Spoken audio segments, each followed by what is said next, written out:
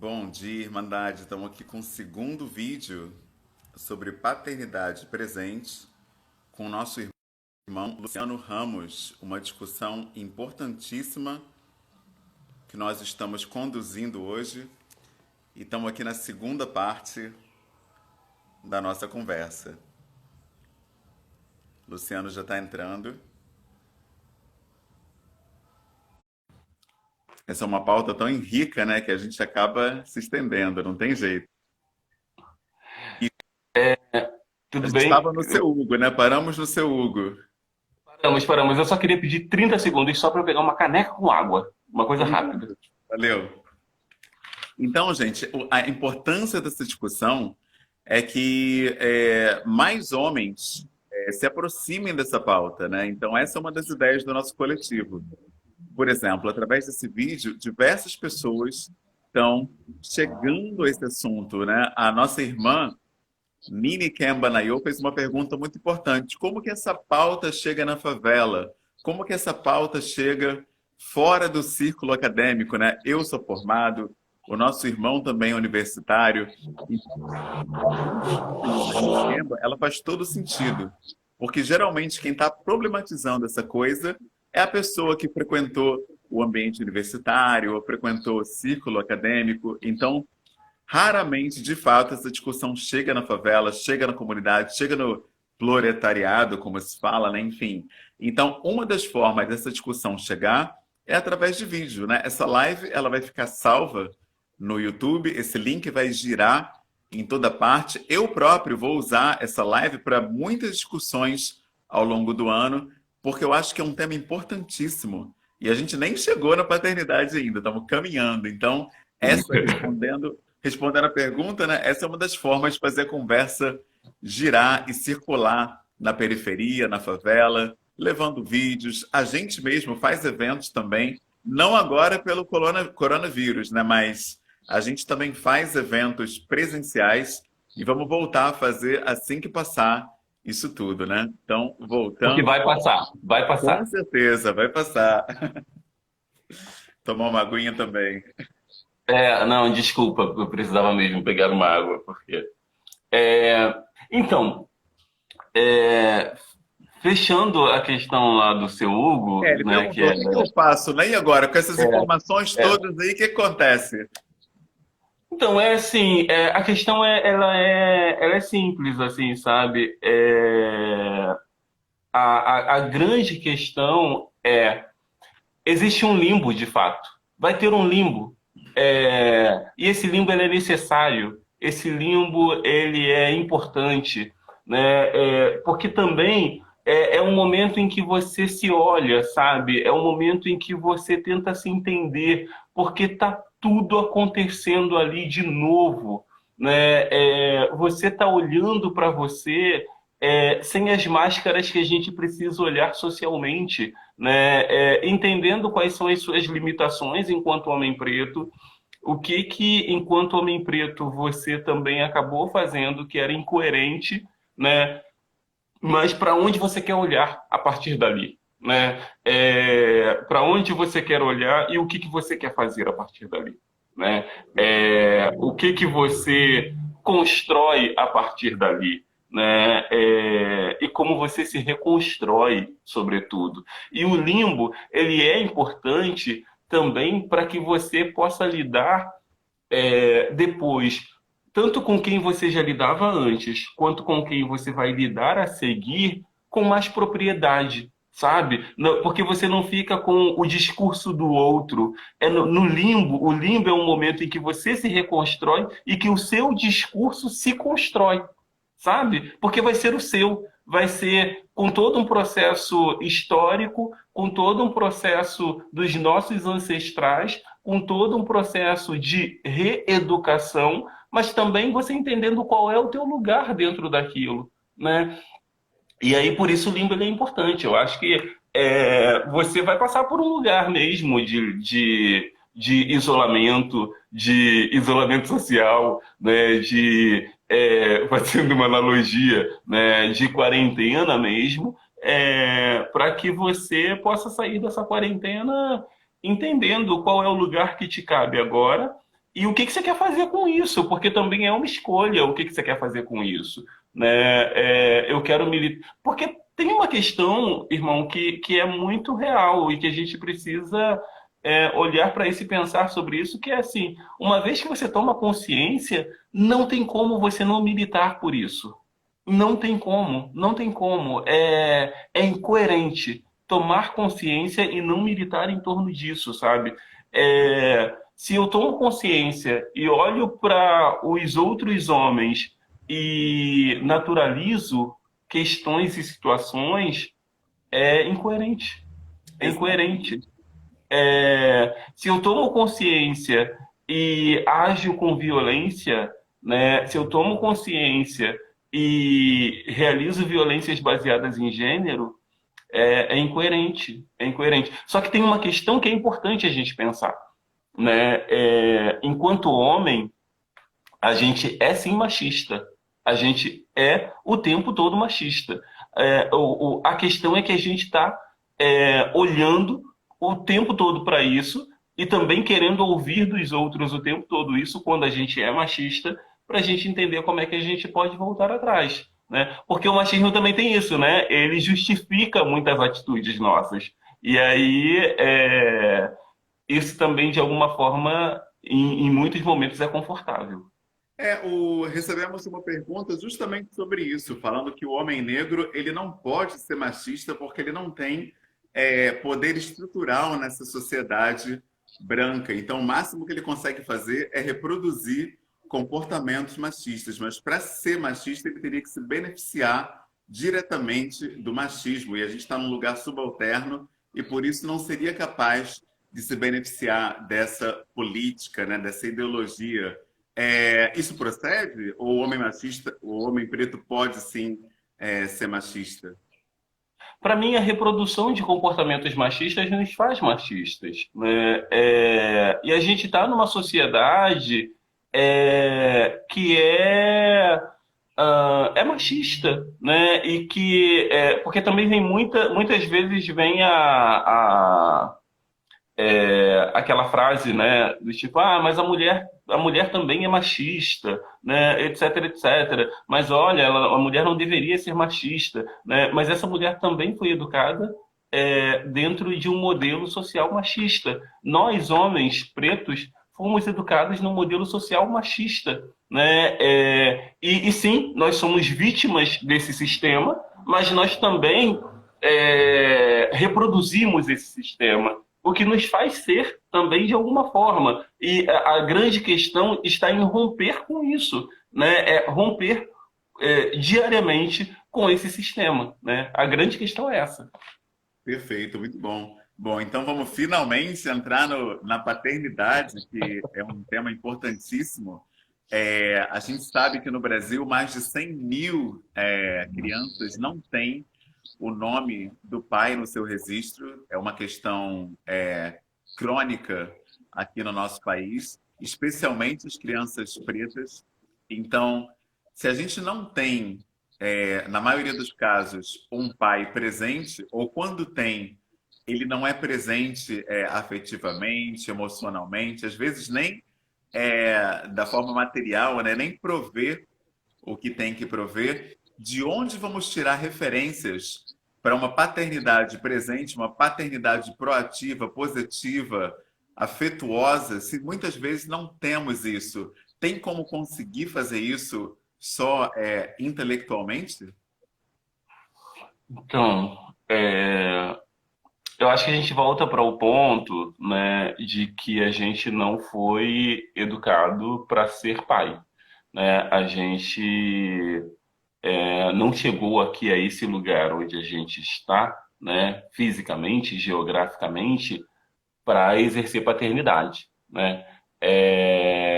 O homem preto, ele chega, né, aqui apenas para força de trabalho, né? Para ser escravizado, né?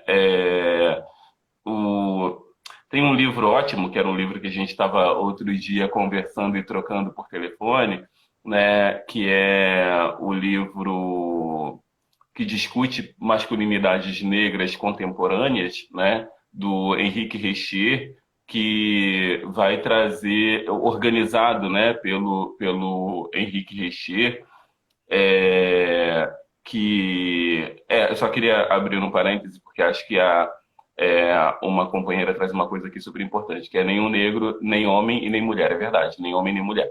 É porque aqui a gente está fazendo um recorte falando de masculinidades, né? Mas é super real isso que você está trazendo.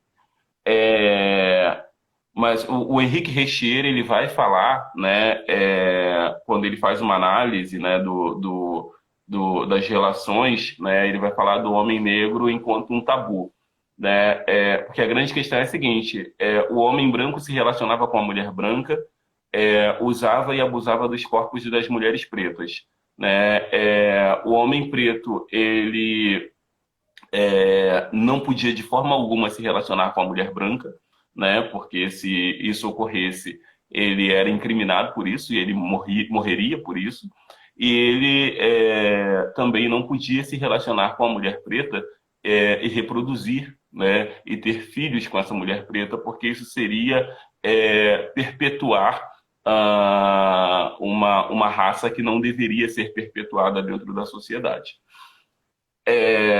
E aí, assim, quando a gente chega a esse lugar, né, a gente percebe o que o homem preto, dentro desse lugar geográfico que a gente está, ele não tem referência de paternidade, né? A nossa referência de paternidade é uma referência afetiva de África.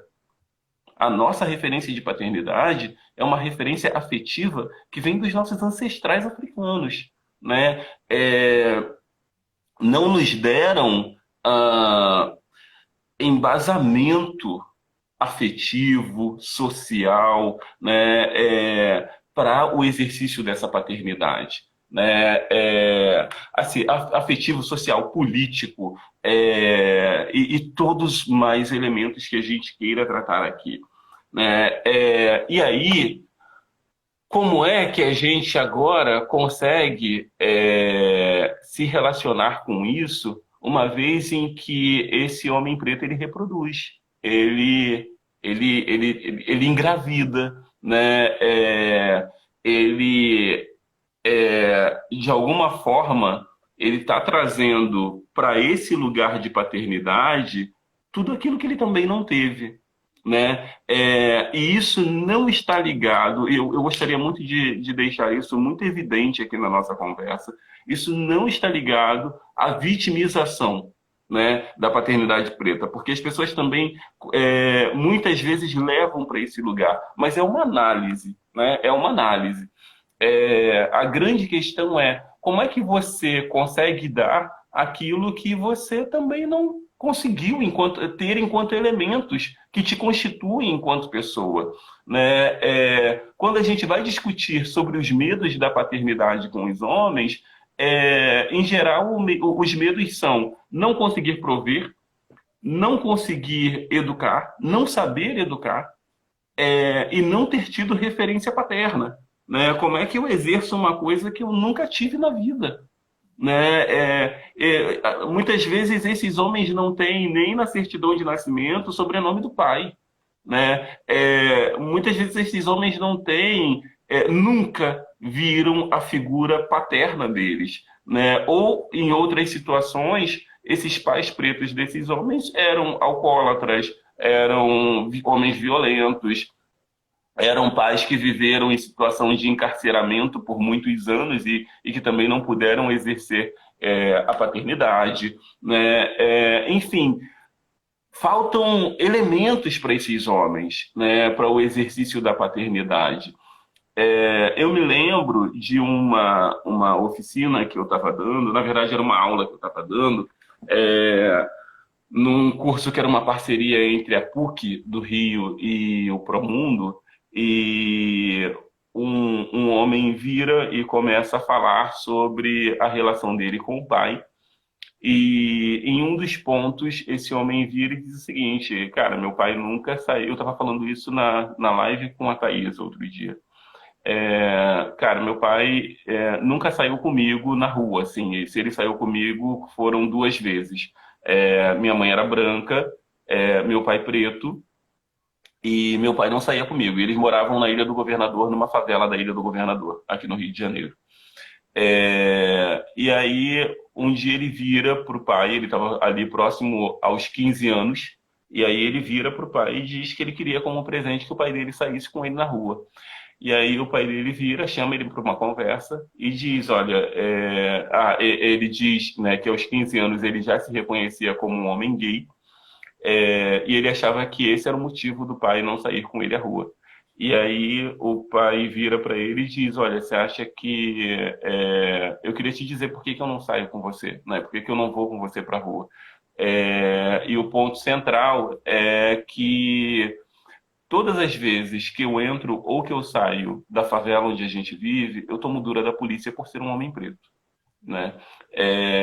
E isso, de alguma forma, poderia envergonhar você, né? Porque a gente, quando criança, né, vai crescendo entendendo que a polícia é o Estado agindo para nos proteger, né? Só que quando você é um homem preto, você também começa a entender que não é isso, né? Que não é somente isso, que esse lugar do Estado, ele não tem só o lugar da proteção social, mas ele tem um lugar de olhar para o homem preto como um possível envolvido, né?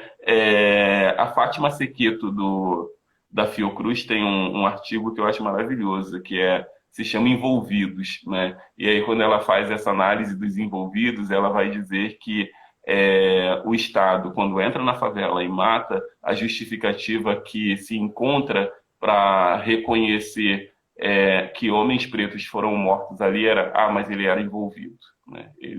Ele fazia parte, né? Então, assim, e aí a gente vai lidando com tudo isso. Ou seja, tem uma gama de repertórios que esse homem preto precisa criar para se relacionar com o filho ou com a filha, que é pesado, é uma coisa muito violenta e é absurda, né? Como é que você explica para o seu filho quando você está com ele em algum lugar na...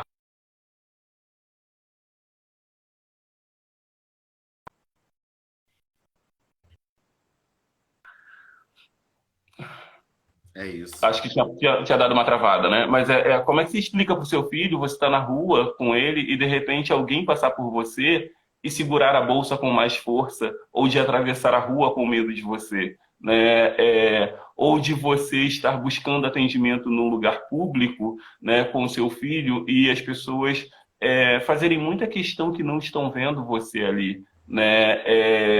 E como é que você lida com isso, sabe? Com o teu filho, né? E como é que você explica isso para ele, né? Como é que você relaciona, né? Mostra para o teu filho, desde a mais tenra idade, de que ele ou ela vai passar por aquilo em diferentes situações, sabe? Em diferentes lugares pelos quais ele ou ela passem. Como é que você vai explicar para sua filha que muitas vezes ela vai ser objetificada, sabe, em vários contextos por ser uma menina preta, por ser uma mulher preta, né? Ou para o seu filho, que ele vai, em muitos momentos, ser confundido, né, com um menino que quer furtar alguma coisa ou coisa assim. Eu estou vendo que uma das pessoas aponta aqui, né, explicar com franqueza. Eu concordo, explicar com franqueza, sim. Mas a grande questão é que muitos dos nossos irmãos e irmãs pretas não conseguiram encontrar ferramentas para poder lidar com isso, sabe? Porque isso nos dói todos os dias, todos os dias. Eu tenho certeza que todo mundo que está aqui nessa live, que é um homem ou uma mulher preta, teria histórias diárias de racismo para contar, né? E quando isso se aplica com uma criança, né, que é um filho ou uma filha nossa, dói 10 vezes mais na gente, né?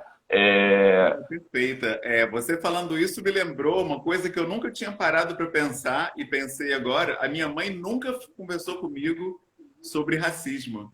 Uhum. A minha também não. Meu pai também não. Não existiu essa conversa. Quer dizer, Aham, aham. provavelmente porque é algo que dói, né? Se você mexer, vai doer. Sim, sem dúvida. E aí tem uma questão que é assim, que bom, a gente está aqui, a gente vem de um lugar, a gente está num lugar um pouco mais privilegiado, porque também é importante a gente fazer esse reconhecimento, né? A gente está num lugar um pouco mais privilegiado, né? A gente tem mais elementos, né? A gente tem mais ferramentas, mas a gente também precisa olhar para o nosso lugar de partida, né, onde estão os nossos irmãos e as nossas irmãs pretos e pretas da periferia, né, e que muitas vezes não tem ferramenta. E, gente, desculpa, mas assim, é, a criança ela só está aqui para ser feliz, sabe? Ela só e as nossas crianças pretas também estão aqui para ser felizes. Elas têm que ser felizes, sabe? E aí, de repente, diariamente é uma porrada, diariamente é uma violência, né?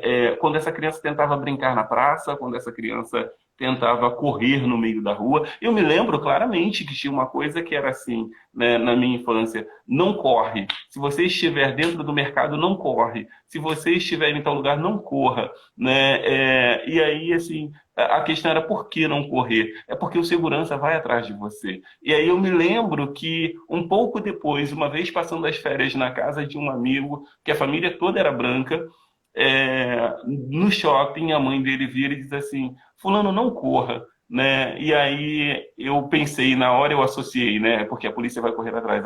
Aí ela vira e diz assim: porque se você correr, você vai se perder e vai ser muito difícil eu te achar aqui. Ou seja, é outro lugar, sabe? É outro lugar. Então, e isso está posto, isso está próprio, né? E aí Fanon dá muita conta disso, que é o traço, né? A cor da pele chegar antes de quem a gente é. E isso também enquanto a gente é criança, né? Perfeito. Excelente. E como o tema é paternidade presente, a gente está conversando justamente com alguém que aborda masculinidades e paternidades como ofício. Não tem como não fazer a pergunta, né? Você se considera um pai preto presente? E para você, o que que é paternidade presente?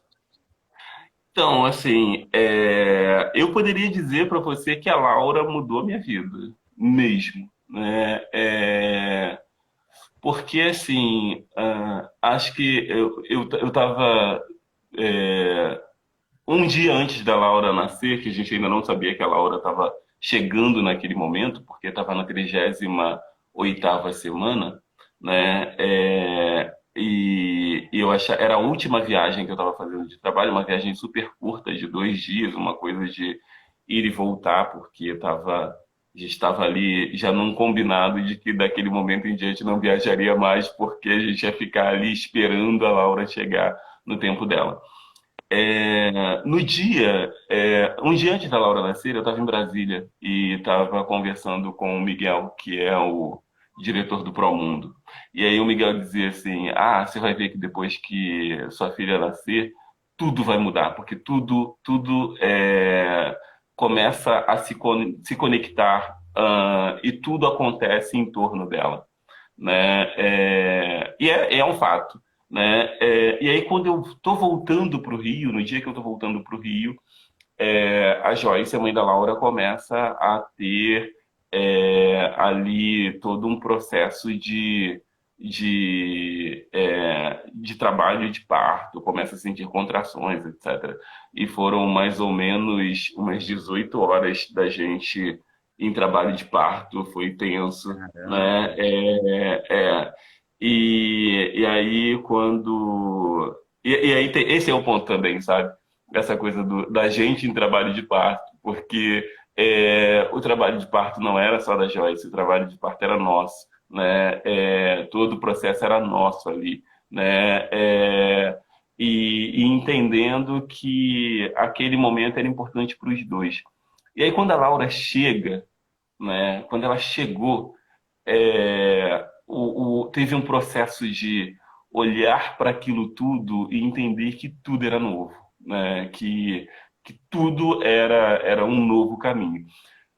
É, e aí a gente ficou ali, né, no hospital, na maternidade, e dormindo ali aqueles dias e tudo mais. Eu acho que tem uma coisa que é... Aí eu volto para o lugar do privilégio, porque eu acho que as maternidades privadas, elas entenderam muito mais o lugar do homem, né? Eu acho que tem algumas maternidades públicas no Rio de Janeiro, sobretudo a maternidade Carmela Dutra, que tem uma pessoa, que tinha lá uma pessoa que implementou um programa, que é o programa de paternidade do Promundo, que ela olha, sim, para a paternidade como um lugar de participação importante e fundamental, mas, em geral, as paternidades tratam o pai como um visitante, né? E pai não é visitante, né? Pai é pai. E aí, assim, quando a gente volta para casa, que a gente chega em casa com a Laura, acho que é legal dizer isso, assim, o primeiro banho da Laura foi meu, né? Nas primeiras semanas da Laura, eu dava banho na Laura diariamente, né? Trocava as fraldas da Laura, né? E não falo isso para ganhar biscoito mesmo, assim, acho que era um dever, né?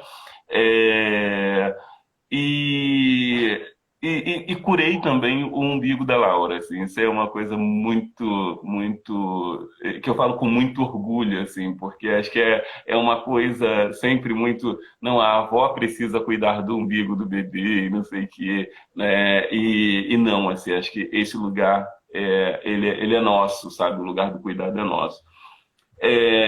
Então, assim, acho que a Laura ela ressignifica, né? Ela acentua esse processo de ressignificação da masculinidade para mim, né?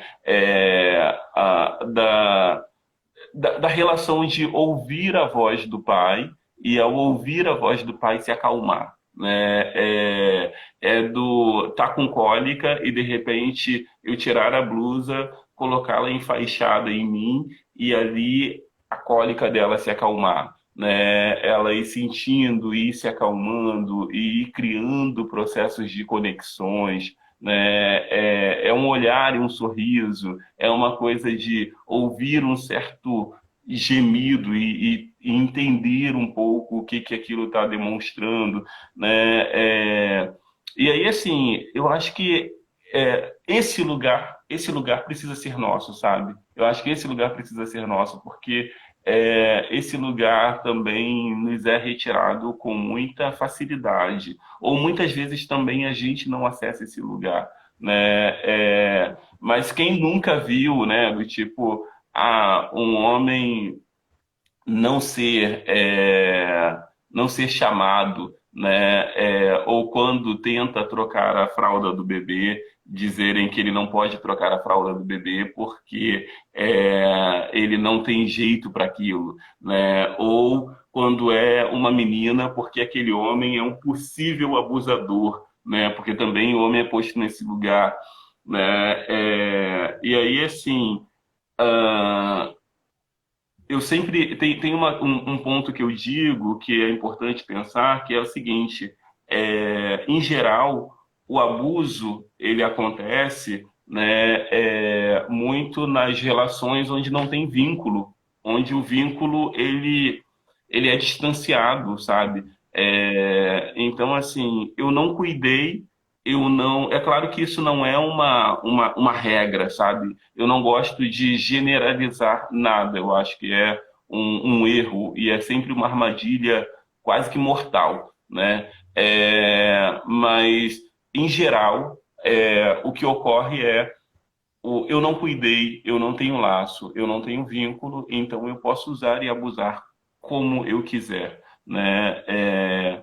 E aí, assim, eu acho que a gente precisa estabelecer mais situações de vínculos entre os homens e os filhos, né? E quando a gente está falando sobre paternidade negra, não dá para a gente falar de um lugar de paternidade geral, né? Existem especificidades, né?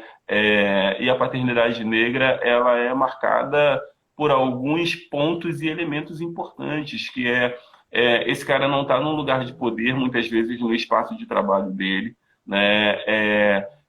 Quando ele está num lugar de trabalho, que é um lugar de trabalho por CLT, e que ele consegue tirar os dias de licença paternidade, isso é maravilhoso, mas em geral, os nossos irmãos estão em trabalhos informais, né, e que não conseguem tempo para licença paternidade, conseguir ir acompanhar, né, e participar do trabalho de parto muitas vezes já é um ganho, né? Porque o lugar do homem nem esse historicamente era, né? Qual era o lugar do homem nesse momento? Era alguma outra pessoa acompanhando a parceira dele, que poderia muitas vezes ser a mãe dela, né? A avó da criança, no momento do parto, e esse homem chegava para ver a criança e registrar a criança, né?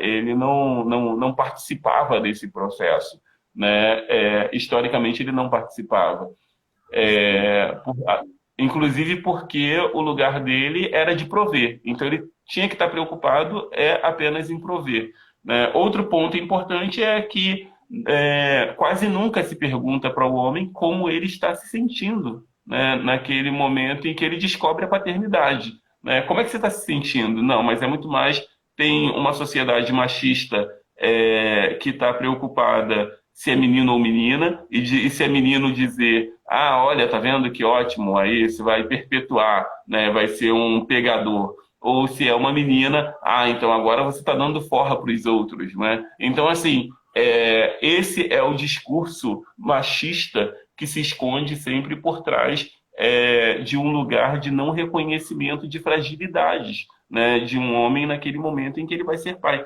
Porque inúmeros elementos de fragilidades passam por nós, né, quando a gente descobre a paternidade. Perfeito. E como é que é essa sua troca com relação à paternidade? Você conversa com outros pais? Eles te ajudam nesse processo? É só você com os livros mesmo? Você teve uma referência do seu pai? Você teve um pai presente? De onde vem essa sua essa disponibilidade, né? Essa disposição para estar junto, para estar ali constantemente? Isso nasce só de você ou é fruto de um coletivo? Então, na verdade, meu pai vai embora. Eu sou gêmeos, né, com uma moça chamada Luciana, e a gente é de uma família de quatro irmãos, né? E quando eu e Luciana nascemos, minha mãe diz isso e hoje a gente até encara com muito mais leveza, assim. Mas meu pai saiu para poder buscar algumas coisas para levar de volta para minha mãe na maternidade e nunca mais voltou, né? E aí, depois de um tempo, ali na adolescência, a gente acaba descobrindo que meu pai tinha falecido, né? Ele faleceu ali quando eu tinha meus 12, 13 anos de idade.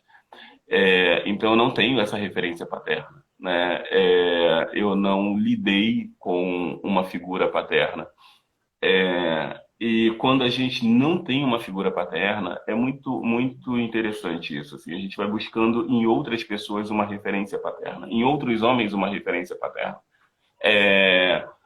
Porque eu acho que é injusto trazer as mulheres à condição de pãe, como muitas pessoas muitas vezes dizem, porque a mulher não tem que desenvolver esse papel. Ele não é dela, ele não é dela. E quando ele é trazido e colocado nas costas dela, ele coloca sobre ela mais um peso que ela não está. Esse rolê, eu sempre brinco usando esse termo, mas ele é muito real. Assim, esse rolê não é dela, sabe? E aí, assim.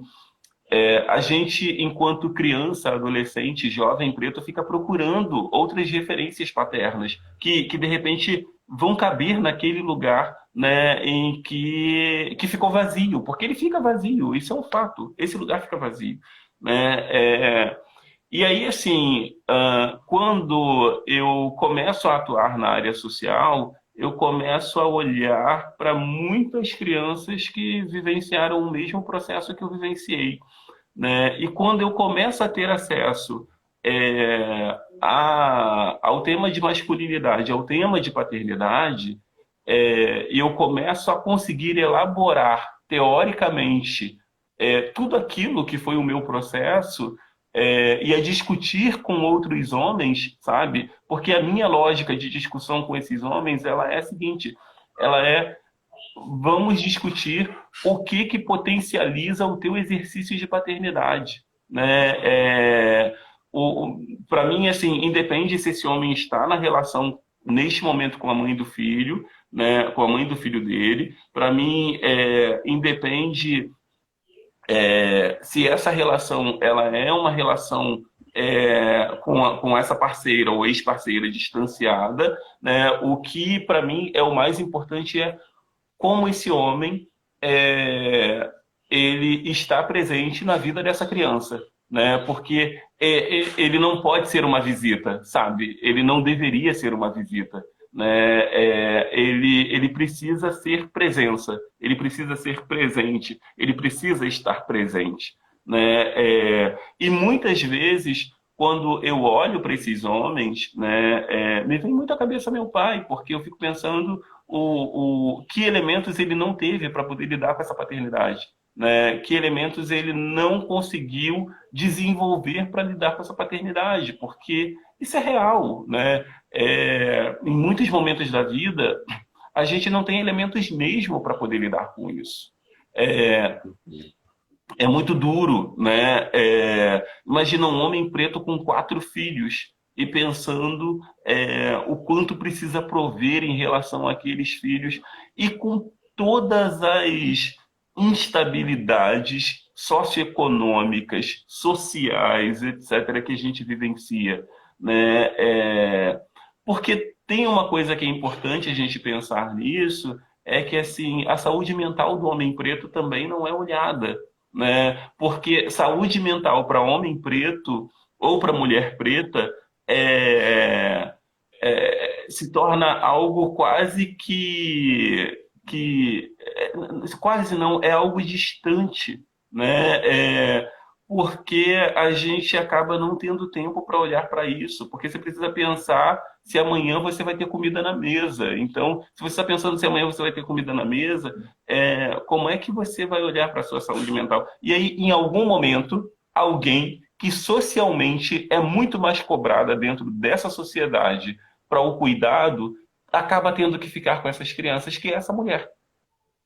Porque ela jamais poderia abandonar o filho, né? Socialmente é isso, assim, como essa mulher vai abandonar o filho? Ela não pode abandonar o filho. Mulher foi feita para ser mãe, mulher tem que cuidar, mulher, mulher, mulher, mulher. E aí, assim, com todas essas cobranças sociais, essa mulher fica nesse lugar. E aí a gente volta para aquela conversa que a gente estava tendo antes, que era esse homem, né, que ele entende que engravidar é uma coisa, cuidar é outra, com todos essas questões que passam pela cabeça dele e que afetam muitas vezes também a saúde mental, ele vai para esse lugar confortável da masculinidade, né, que é o lugar também próprio do machismo, e ele sai, né? Mas ele sai e muitas vezes ele surta não estando ali também, porque isso causa sofrimento, sem dúvida, sabe? Mas isso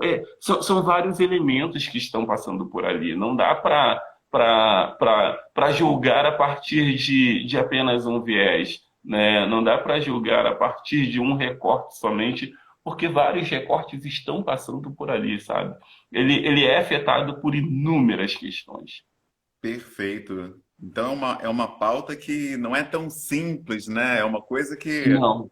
talvez seja um trabalho para a vida, né? Esse trabalho de É, aprendizado, né?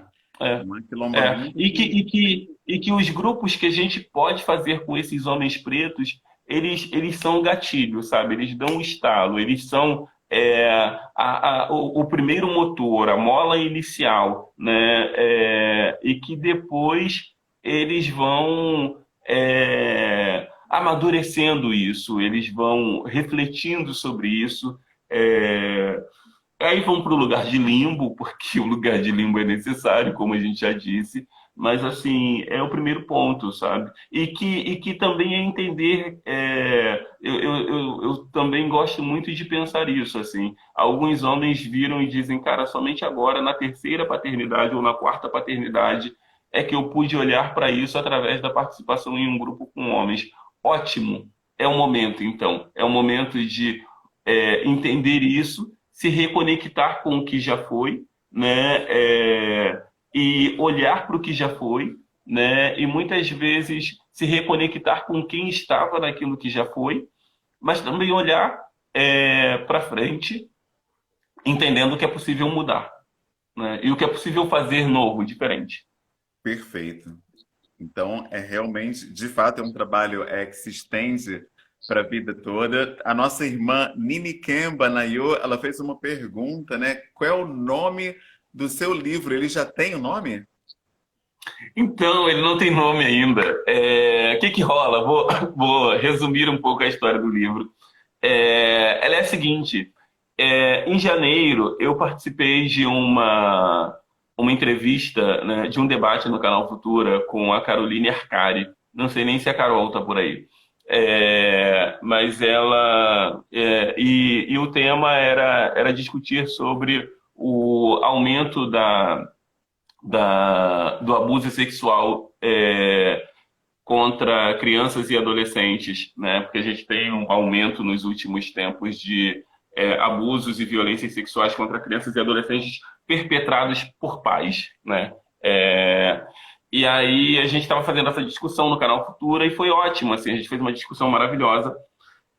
Quando a gente saiu do ar, a Carol disse que queria um pouco depois seguir conversando para a gente falar sobre algumas coisas que tem feito e tudo mais.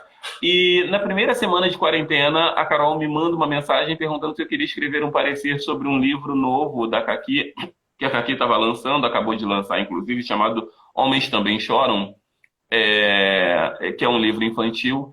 E aí eu fui ler o livro, achei super interessante e escrevi um parecer sobre esse livro. Ela queria um parecer para a contracapa, eu escrevi. E aí, dias seguintes, a gente volta a conversar, e aí eu virava para a Carol e dizia, Carol, tem que ter um livro sobre masculinidades e paternidades negras. A gente precisa discutir sobre essa temática, né, com as nossas crianças, sobre esse tema. E aí ela virou e falou, então, quem que você acha que poderia escrever? Me interessa muito, eu gostaria sim, quem você acha que poderia escrever, etc. E aí a gente conversando, depois ela virou e disse, você poderia escrever sobre esse livro, né? E a gente volta a conversar sobre isso. Um dia, e aí a gente começou a fazer várias conversas por WhatsApp, eram áudios de 4, 5 minutos trocando diariamente, etc. E aí um sábado a gente estava aqui em casa, meus irmãos estavam aqui, minha mãe também, a gente estava aqui conversando, conversando, conversando, e comendo e não sei o que, de repente eu paro, olho para o computador e eu começo a escrever. E aí a história veio toda, toda, toda, toda. E aí, assim, depois a gente mandou para apreciação de algumas pessoas, né? Pessoas, inclusive, ligadas ao movimento negro, pessoas ligadas a masculinidades negras e tudo mais. Eu fiz algumas alterações e agora a gente está com o livro no processo de ilustração. A gente acha que daqui a 2 meses, mais ou menos, o livro vai ser lançado, mas assim, não vou dar spoiler do livro, mas assim, ele é um menino negro que passa por uma situação de racismo, né, no período de educação, né, no processo de educação, e que quando ele passa por essa situação de racismo, ele volta para casa sem brilho nos olhos, né? Porque acho que isso é importante dizer também, sabe? O racismo, ele tira o brilho dos nossos olhos, né? Porque a primeira coisa que a gente faz quando a gente sofre racismo é olhar para baixo, é chorar sobre aquilo, né? E isso tira o brilho momentâneo dos nossos olhos. E aí ele volta para casa e ele começa a sofrer por isso e o pai dele quando entende o que está acontecendo, começa a mostrar para ele vários homens pretos na história que foram nos construindo, né? Alguns mais contemporâneos, outros mais lá de trás, mas ele começa a construir, assim. E uma das primeiras figuras que esse homem fala para esse menino é Cartola, né? E aí, assim, fala de Cartola, passa por outras figuras que eu não vou aqui ficar. João Cândido, por exemplo, né? Enfim, e aí vai trazendo figuras históricas e mostrando para ele que isso também pode ser um lugar da gente potencializar os nossos meninos, né? Enfim, e aí o livro é lindo, o livro é lindo, o livro é lindo. Eu estou muito apaixonado pela história e as pessoas às quais eu submeti também, são pessoas críticas, inclusive, e a gente queria que fosse gente bem crítica, e nos deram esse retorno. Ótimo. E você tem alguma sugestão de, seja livro infantil, seja filme, seja documentário, seja livro, para que outros pais pretos venham a se tornar mais cientes da sua condição aqui no Brasil? Então, eu acho que esse livro do Henrique Richer, né, ele estranhamente assim, ele é o único livro, né, que eu consegui mesmo fazer uma leitura enquanto homem preto brasileiro, né? Isso é importante dizer, assim, porque a gente tem muitas literaturas, né, estrangeiras que relatam sobre masculinidades negras, etc. Mas enquanto homem preto brasileiro, o livro do Henrique é o único que me aparece, né? Uma coisa que é importante dizer, assim, um dia numa livraria, eu entrei numa livraria no ano passado, meio que procurando, né, uma estante que pudesse ter livros que falassem sobre masculinidades negras. Não tinha.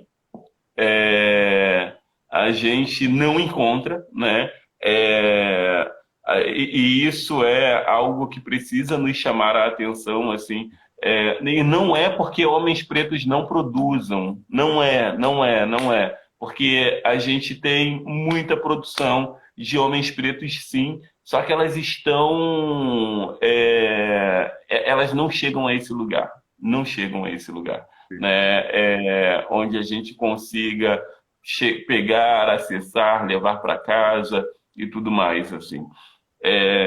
Porque isso tem um lugar, né, que é o fato da gente viver numa sociedade racista e uma sociedade que não olha o homem preto como um homem preto potente de produção intelectual, de produção acadêmica, né, mas olha esse homem preto como um trabalhador braçal, né, e somente isso, assim, e distante. Acho que, assim, quando eu falo isso, não estou aqui trazendo que isso não seja digno, e eu acho que a gente nem está fazendo essa discussão, e a gente nem precisa fazer essa discussão, porque já entendemos a dignidade de tudo isso, mas de olhar para o homem preto, sim, como alguém que produz intelectualmente, de olhar para esse homem preto, sim, como alguém que na academia pode produzir. Mas eu também tenho uma teoria, né, que é algo que me trava o tempo todo, que é o seguinte: eu não quero produzir na academia para ficar na estante da academia. Eu não quero produzir artigos científicos que eu sei que os meus irmãos pretos periféricos muitas vezes não vão acessar. Eu quero produzir coisa que os meus irmãos acessem. Eu quero produzir coisas que os meus irmãos usem, sabe? Porque senão não faz mais sentido, sabe? Não faz mais sentido. E aos 37 anos, eu me dou esse direito de olhar para isso e dizer: não tem mais tempo, eu não tenho mais tempo, sabe? Eu preciso produzir e fazer para os meus irmãos, assim. Eu preciso produzir e fazer para quem vem depois de mim, sabe? O nosso lugar também precisa ser esse. E isso é importante da gente pensar, né? Porque senão a gente fica produzindo um monte de teoria para uma gente branca que nos desqualifica o tempo inteiro, né? Onde sempre um debate cansativo, né? E aí, assim, qual é o nosso lugar também, né? De entender que a gente precisa produzir para os nossos. A gente precisa também produzir para os nossos irmãos e as nossas irmãs, sabe? E de pegar na mão o preto e a preta que está produzindo também e dizer, vamos embora, vamos juntos, sabe? Esse processo de aquilombamento também precisa ser nosso, sabe? De construir e produzir junto, né? De construir e fazer junto. Eu tenho dito uma coisa que eu acho que é muito real, que é assim,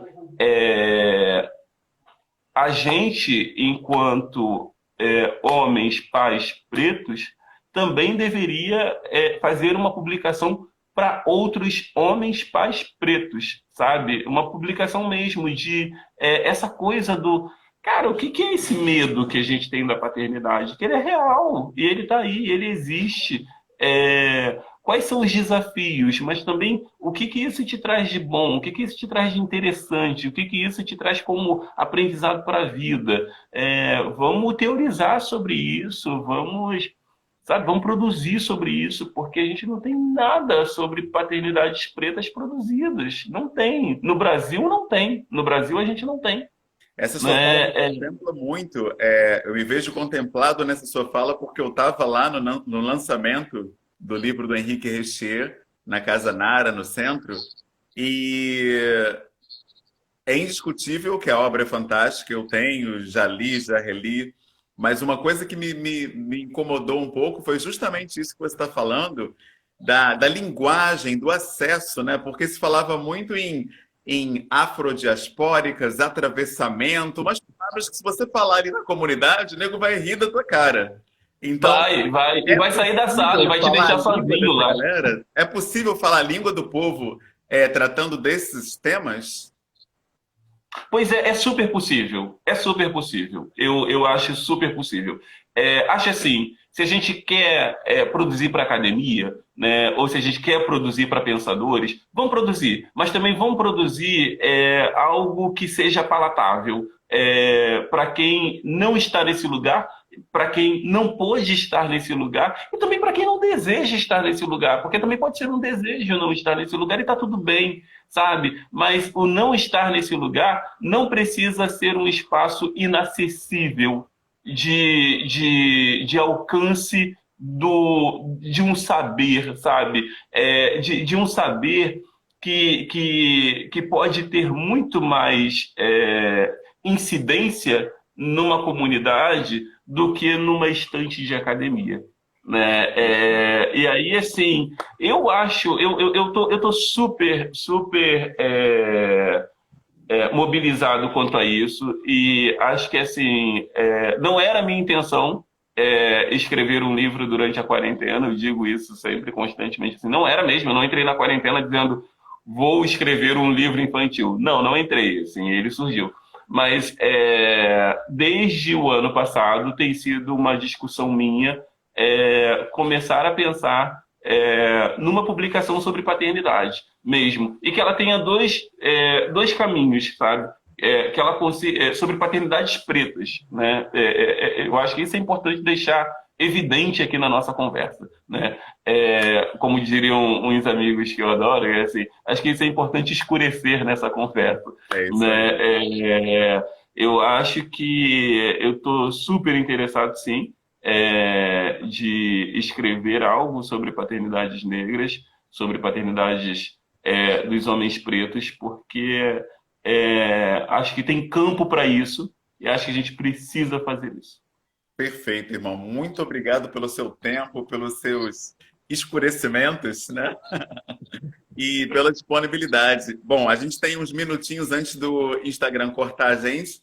Queria saber se você quer falar dos seus projetos, o que que você está conduzindo, como que entra em contato com você, porque você deu aqui um verdadeiro acolhimento para muitos homens pretos que elogiaram essa live ao longo da nossa conversa, através de mensagens e comentários. Então, como é que a gente encontra o Luciano França?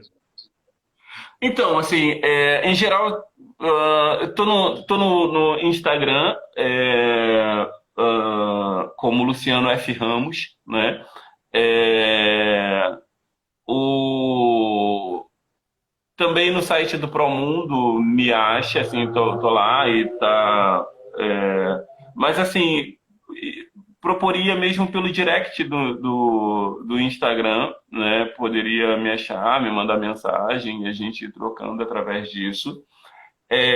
Sobre os projetos, atualmente eu sigo com a consultoria para o Instituto Promundo, né? Trabalhando com o Instituto Promundo. Para além disso, também com uma consultoria em paralelo, mas é uma coisa bem pontual, né, que é com o Sindicato Nacional dos Trabalhadores e Trabalhadoras Rurais. Né? Eu acho sensacional discutir masculinidades e paternidades com os trabalhadores e as trabalhadoras rurais. Assim, é um aprendizado maravilhoso e é o que eu adoro fazer com e, por fim, assim, hoje estou muito mais concentrado em oficinas e aulas e cursos com o Instituto Promundo, mas, assim, muito aberto também para algumas rodas, algumas oficinas, alguns diálogos, né? E eu sempre gosto desse formato de roda mesmo, desse formato de diálogo, porque eu acho que é ali que a gente troca, é ali que a gente aprende, é ali que a gente ouve, né, num processo de circularidade. Quando você está sentado em roda, os dois ouvidos estão atentos, né, você está olhando todo mundo que está ali. Eu acho que esse movimento é nosso, esse é um movimento preto, esse é um movimento nosso que a gente precisa honrar, sobretudo, né? E é isso, assim. E só uma coisa rápida para a gente poder ir caminhando mesmo para o final, é o seguinte, que quando a gente está discutindo masculinidades, a gente não está desprezando, né, o feminino. Ao contrário, a gente está querendo que nós, homens, aprendamos mesmo a lidar com o feminino através de um processo de equidade, né? E é porque nós, homens, precisamos ouvir muito e trocar muito sobre isso para a gente aprender a lidar com uma sociedade mais equitativa, né? O Facebook também está Luciano Ramos. Eu tenho usado menos o Facebook. Eu acho que o Facebook tem sido um campo muito de gente que apoia um governo que de boa. Não vou nem tocar nisso, porque pesa a internet, a live cai já já. Mas assim, tem sido um pouco isso. Mas eu tenho usado mais o Instagram mesmo como um lugar de formação e de informação nesse momento, né, dessa quarentena. Eu acho que é isso. E a gente seguir se cuidando, né? E é muito, muito interessante, assim. Eu queria fechar dizendo isso, que quando eu entrei em contato com você, a fala ela não foi do tipo, não, mas eu estou fazendo isso. Ah, eu estou fazendo isso. Não, mas eu estou fazendo. Não, mas eu estou fazendo isso. Que é uma coisa que, em geral, a galera branca tem muito a necessidade de fazer, né? De quando você dizer. Não, eu me lembro disso, porque quando eu fui dizer para um colega meu, né? Ah, porque eu estou lançando, eu estou acabando de escrever um livro, etc. E aí, não, mas é porque eu também estou escrevendo o meu livro, não sei o que, não sei o que lá, ele está na gaveta. E assim, que bom, que ótimo, mas assim, como é que a gente potencializa o outro, né? Como é que a gente dá espaço para esse outro e para essa outra? Eu acho que é isso. E acho que esse processo aquilombado que a gente tem histórico em nós, ele nos ajuda. Irmão. Perfeito, é isso. Um abraço. Tamo junto, abraço. Já fica aqui o convite para quando passar a quarentena, hein? Um abraço, tá fechado, tá fechado. Tamo junto, abraço. Já.